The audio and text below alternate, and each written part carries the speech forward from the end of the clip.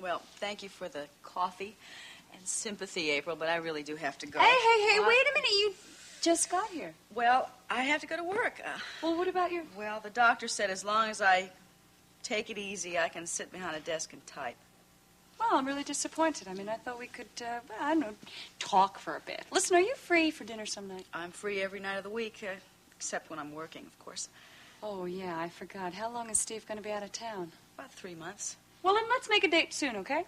Whenever your schedule permits, sure. My schedule? Well, I don't have any definite schedule right now except for the one that she keeps me on. And the only important thing I have going on my calendar these days... Oh, yes, I have a meeting with the people who are going to buy my house today. Oh, you've already sold it. That's really quick. Yeah, isn't it? And I found a wonderful couple. They're newlyweds, and the woman she's really lovely. And I haven't met her husband yet, but from the way she talks about him, I think I'm going to like him, too. Well, as long as you feel right about it, that's all that counts. Yeah. Well, I don't know. It's just really important to me that whoever I sell the house to can... I don't know, feel for the house the way I do, or did. And, well, to listen to Emily Michaels talk, it's her dream house. What was that name?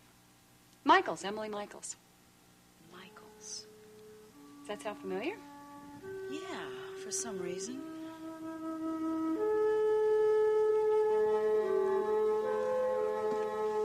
Kirk, are you all right? Yeah.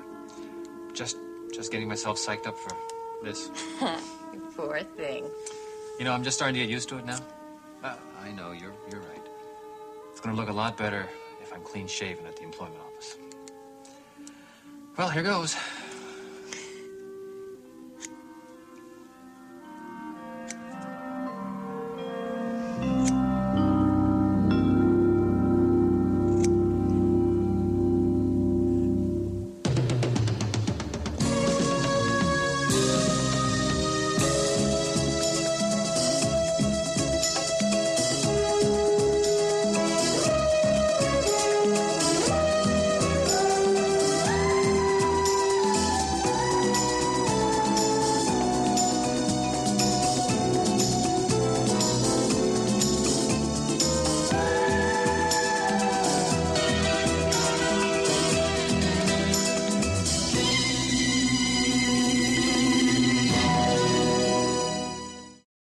The Michaels are from out of town. In all probability, you're thinking of someone else.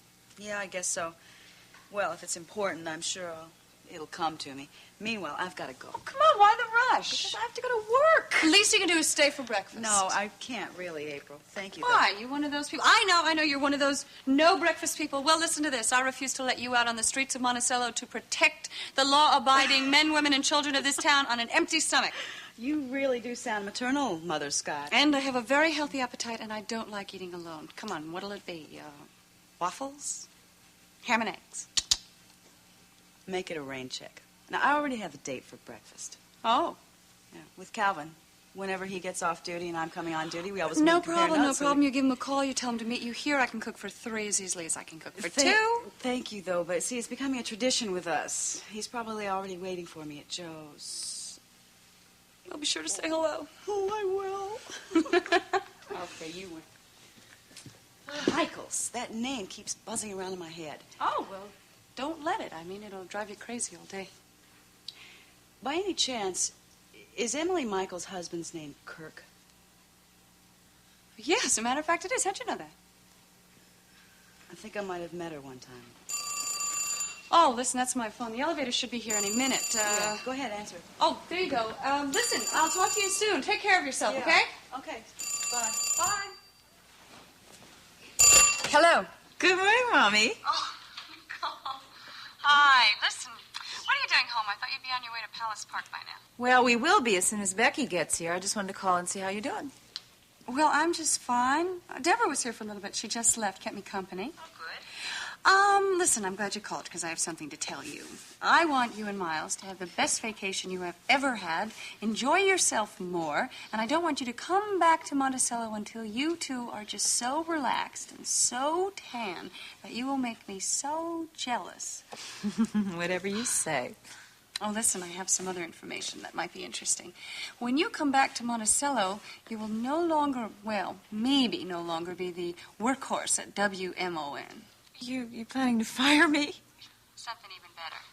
I'm considering going back to work. How about that? Well, that would be great. Just a second. Here's Miles. Why don't you tell him about it? Put him on. It's April. Just gonna go back. Hi there, kid.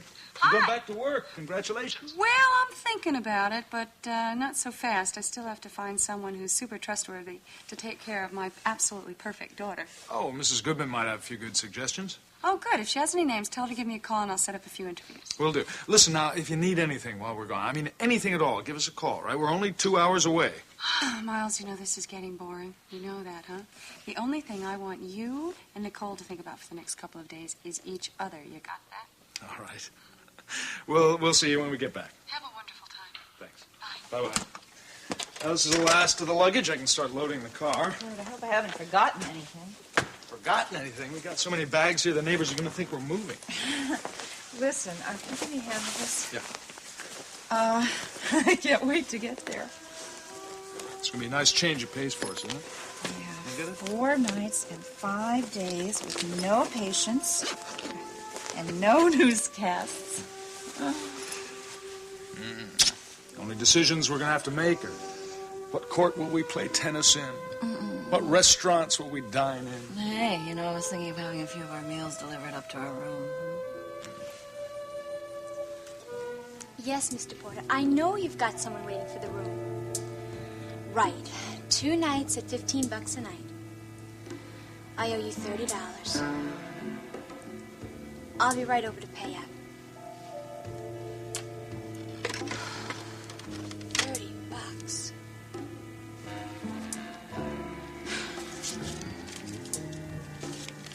10, 15, 16, $17. Well, I'm sorry, Mr. Porter. That's all I've got. It's gonna have to do.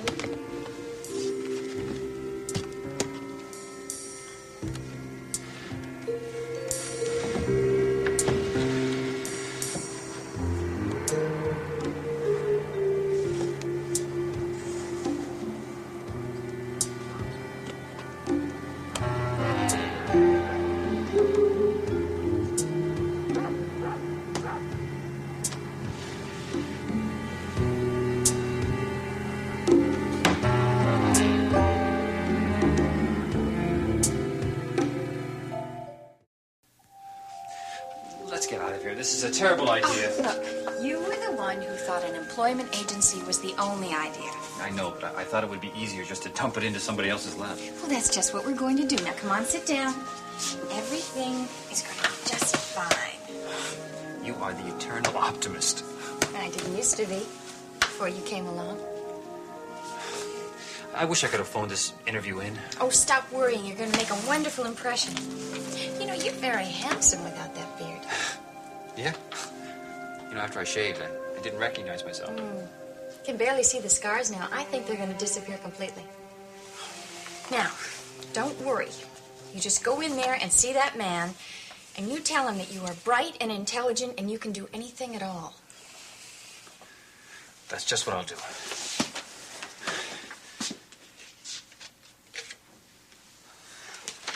He'll see it for himself anyway. You probably end up with some corporate vice president job. In charge of corporate vice? Oh, very funny. Emily, I feel like a fraud. Look, this resume you made up, it's a complete work of fiction. Well, I had to give you some kind of background. Look, I put Molly down as a personal reference. If they call her, she'll corroborate whatever you say. I don't even know what kind of job to ask for. Well, you don't have to be specific. Just tell them you want to keep your options open. That sounds very businesslike. Kirk, remember, you're doing this company a favor. They're in the business of finding jobs for people. Yeah, that's right. And it won't be very hard. Of course, you will have to be vague about certain things. But if you go in there and just be yourself, they're going to see that you're a good, kind, intelligent person. And that kind of person is always in demand. You know, you are terrific. You make me feel like I could do anything. Oh, that's the kind of attitude that's going to land you a job. Mr. Michaels, I'm ready for you now. Well, that's for good luck. And this is because I love you.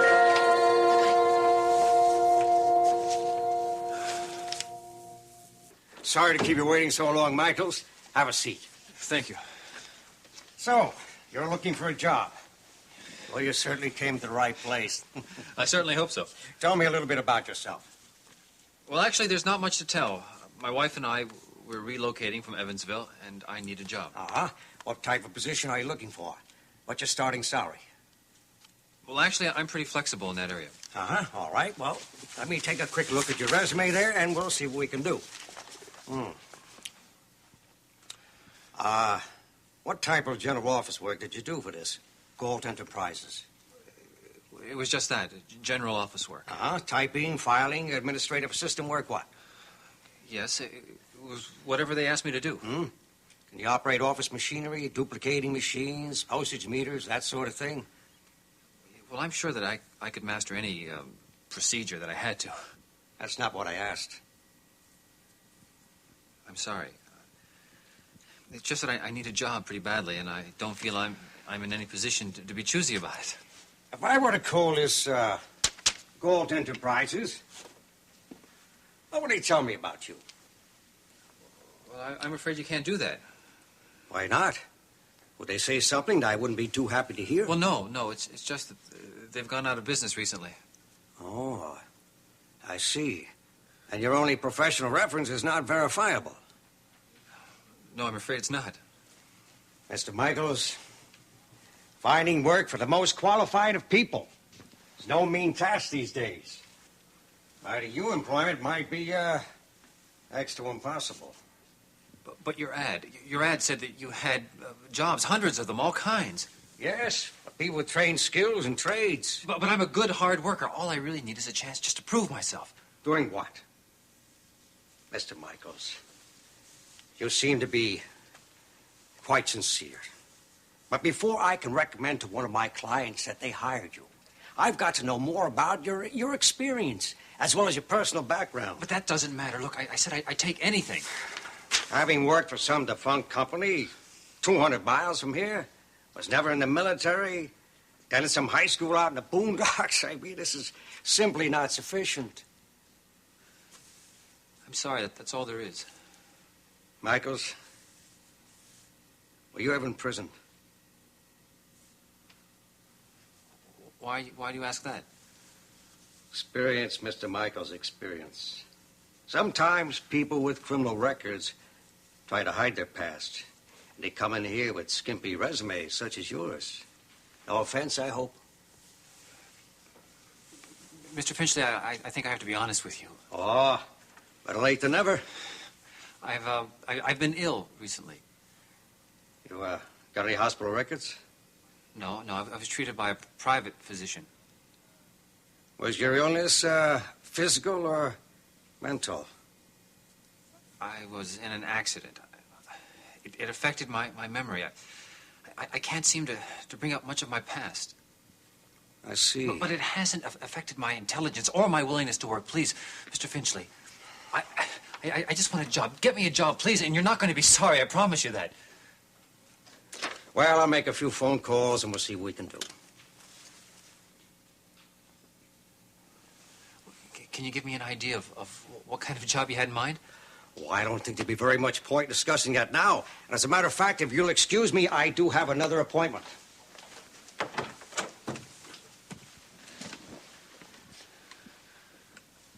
You have no intention of trying to help me, do you? Of course I do. Thanks for your time. Well, some people. Oh, I'll keep your application on file, all right.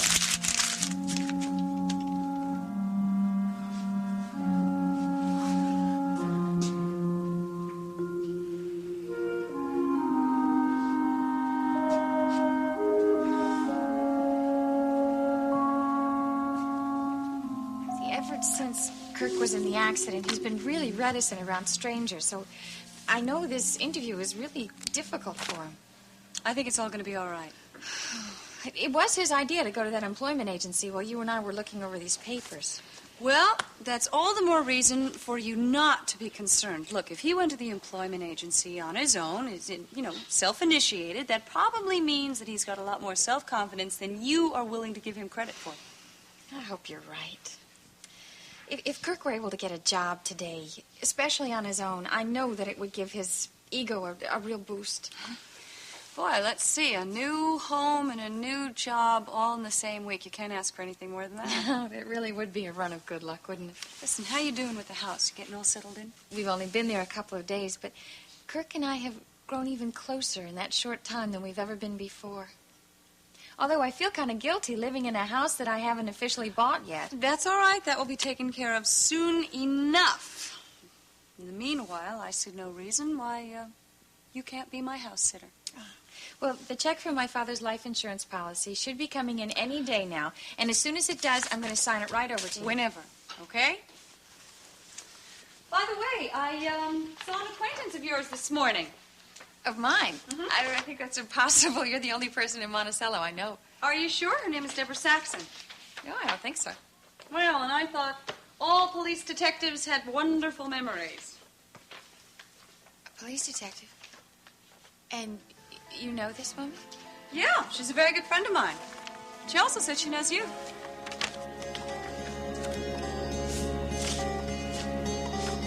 See, I want to do the right thing. It's just that I don't know what that is.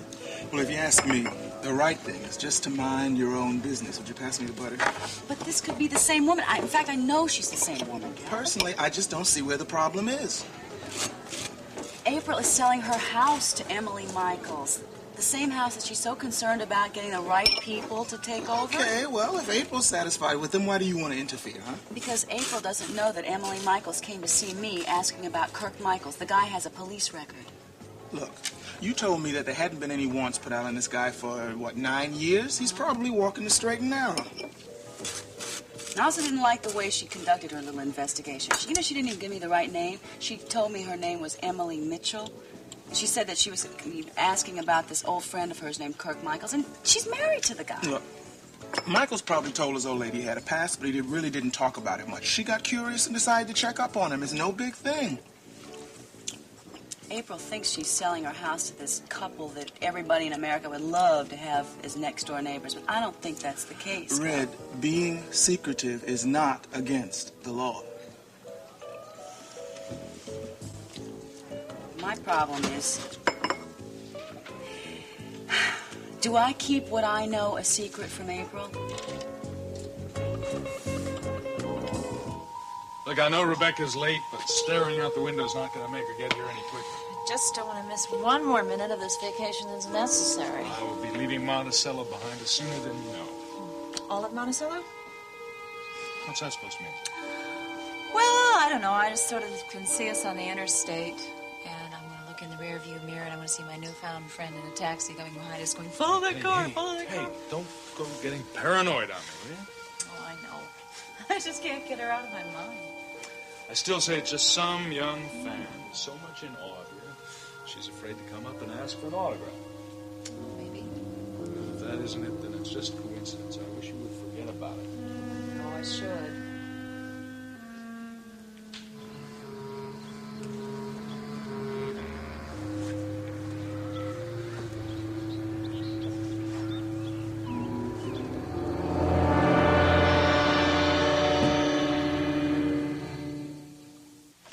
Well, you made it. Another 5 minutes, we were calling out a search party for you. Oh, 1,000 pardons for being late, folks. You shouldn't know from the day I've had so far. Oh, did you get up out of the wrong side of the bed today? Well, actually, it started last night. I was sitting for Jamie. He was a doll, as usual, but his mother decided not to prance home until the very wee hours. Typical. That lady gives me a real pain. So I decided I'd sleep later today, right?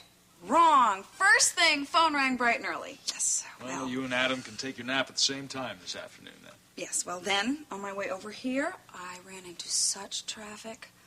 The day can only get better, right? Right. Well, you're here now. Good. Listen, this is the number at Palace Park, and these are the emergency numbers. The refrigerator's full. Guest room's ready. Here's the money. And Adam's asleep. He'll be awake in about a half an hour, and he's looking forward to seeing you. Good. What are you standing around for? You have a vacation to go on. Right, and we're going. Yes, good. And don't worry about Adam and me. We're going to be just fine. I want you to have a great time. Really, really knock yourselves out. Thank you. We'll work on it. Good. You know, for a minute I thought you got tired of waiting and called in the second string. What do you Either mean? that or you taking in a boarder. Why? Well, when I got here, there was a very pretty girl standing outside with a beat-up old suitcase. Looked like she was trying to make up her mind whether or not to come through the gate. I asked her whether she was lost or something. She said she knew exactly where she was. Was this a teenage girl? Just sit here. I'll be right back.